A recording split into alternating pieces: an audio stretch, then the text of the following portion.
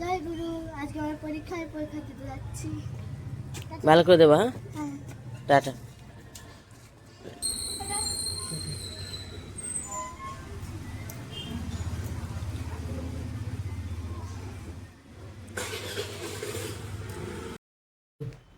আজকে ছোটো মা স্কুল যাওয়ার পরেই আমি ঠাকুর পুজো করলাম। মানে স্কুলে আজকে থেকে পরীক্ষা স্টার্ট হচ্ছে, আর যেহেতু ওর বাবা আরও একই স্কুলে যায়, বাবা স্কুলের অফিসে কাজে নিযুক্ত আছে, তো আজকে অনেক আগে থেকে যেতে হয়। প্রথম দিন পরীক্ষার দিন অনেক বাচ্চারা অ্যাডমিট নেয় না, অনেকে ফিস জমা দিতে আসে, সেই জন্য অনেক আগে যেতে হয়। মানে কমসে কম 1 ঘন্টা আগে স্কুল যায়। আমার ঠাকুর ঘরে তো অনেকটা সময় লাগে, তো ওদেরকে আগে পাঠিয়ে দিলাম। এই যে হয়ে গেছে পুজো। ছোটো মাকে স্কুলে পাঠানোর পর ঘরে কিছু কাজ করে ঠাকুর পুজো সেরে তারপর টিফিন খেয়েছি। টিফিনটা তো ওই স্কুলে যাওয়ার আগেই আমি করে নিয়েছিলাম, পরোটা আলু ভাজা করেছি, সেটা খেয়ে দিয়ে কিছু কাজকর্ম করে আবার এখন বাগানে আসলাম। বাগানে ওই যে সেদিনকে কলার মোচাটা দেখছিলাম, ওইটা দেখবো কত বড় হয়েছে, আর আপনাদেরও দেখাবো। এরপরে ঘরে গিয়ে আবার তরকারি কেটে রান্না করা আছে দুপুরের। ব্যাক ক্যামেরা করে দেখাচ্ছি। ওই যে ওপরে ওই যে কলার মোচাটা বেরিয়ে গেছে, কাটতে হবে, অনেকটা কলাই বেরিয়ে গেছে, নাহলে এরপরে সব ঝরে পড়ে যাবে। অনেকটা উঁচু গাছ তো, আমি তো পারবো না কাটতে। আর ওই যে কলাগুলো বেরিয়েছে না, ওগুলো ওইটুকুই থাকবে। একজন বলেছেন লাল পটাশ দেবেন, কলা গাছ খুব ভালো, তাহলে কলা হবে। কিন্তু এই কলাটাই এরকম, মানে ইয়ে হয় না, বড় হয় না। ওইটুকু বেরোচ্ছে যে ওই যে উপরের দিকে এই যে বেরিয়েছে, এতটাই থাকবে।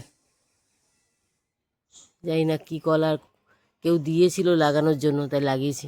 আমি তো মোচার পাগল, মোচার জন্য আর এই থোড়ের জন্য। আর বাগান ভীষণ পাতা পড়ে নোংরা, এমনি কোনো নোংরা নেই, কোনো ভয় নেই, কোনো বিষাক্ত সাপ ব্যাঙের কোনো উৎপাত নেই। শুধু এই গাছের মধ্যে বড় বড় গাছ আছে যেহেতু, ওই পাতাগুলো পড়ে। আর বর্ষাকাল বলে প্রতিদিন ঝাঁটও দিচ্ছি না। আর এদিকে কাঁঠাল গাছ থেকে সমস্ত কাঁঠাল পড়ে গেছে। এই যে এখানে কাঁঠালের বীজগুলো কিছু কুড়ানো হয়েছে, কিছু এখানে আছে, আবার তার থেকে গাছও বেরিয়ে গেছে। এই ছোটো ছোটো গাছ, এগুলো সব পরিষ্কার করতে হবে। একটু সময় সুযোগ করে নিই। শ্রাবণ মাসের মাতৃশ্যামলান আর ভাদ্র মাসের ভাদ্র পরিক্রমাটা একটু শেষ না হলে এগুলো একটু করা যাবে না। মাঝখানে সময় নিয়ে একটু একটু করতে হবে, একদিনে তো হবে না। বাগানের যত পরিচর্যা সব আমরাই দুজনেই করি, লোক পাওয়া যায় না এখানে, কাজের জন্য একটা লোক পাওয়া যায় না, নিজেদেরই করতে হয়, তাই একটু সময় বার করেই করতে হবে। বাগান থেকে এসে এখানে মুসুর ডাল সিদ্ধ বসিয়েছি, আর ওদিকে রান্নার জন্য সবজি কেটেও নিয়েছি। এই যে আলু পটল কেটে রাখা, আর এখানে 2টো আলু কেটে রাখা। এই আলুটা সেদ্ধ দেব।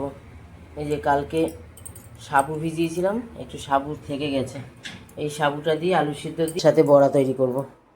কড়াই বসিয়ে দিয়েছি, তেল গরম হচ্ছে। আলু পটলের তরকারিটা আগে রান্না করি। পটলের তরকারি রান্না করছি, ভাজা হয়ে গেছে, এর মধ্যে গুঁড়ো মশলা দিলাম, টমেটো আর গুঁড়ো মশলা দিয়ে যে কষানো হচ্ছে। একটু জল দিয়েছি, ভাতটা ওই সাইডে বসিয়ে দিলাম। এই যে এরপরে ডালটা ফোড়ন দেবো, তারপরে লাস্টে গরম গরম বড়াটা ভাজবো।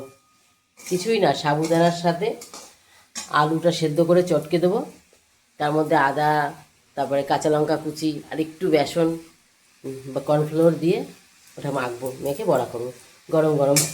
ওটা পরে করব, খাওয়ার আগে। এই যে সাবুটা মেখে রেখেছি এখানে আলু সিদ্ধ দিয়ে, আদা কুচি, কাঁচা লঙ্কা, নুন, হলুদ, হিং সব দিয়ে এটা মেখেছি। আর এখানে সর্ষে তেলটা গরম, সর্ষের তেল গরম হলে একটুখানি তেল তুলে এর মধ্যে দেবো, এইটা মাখাটার মধ্যে দেবো, তাহলে আরও মুচমুচে হবে। মাখবো, মেখে বড়াটা বানাবো। হ্যাঁ, বড়া ভাজছে, দিদি এসে গেছে।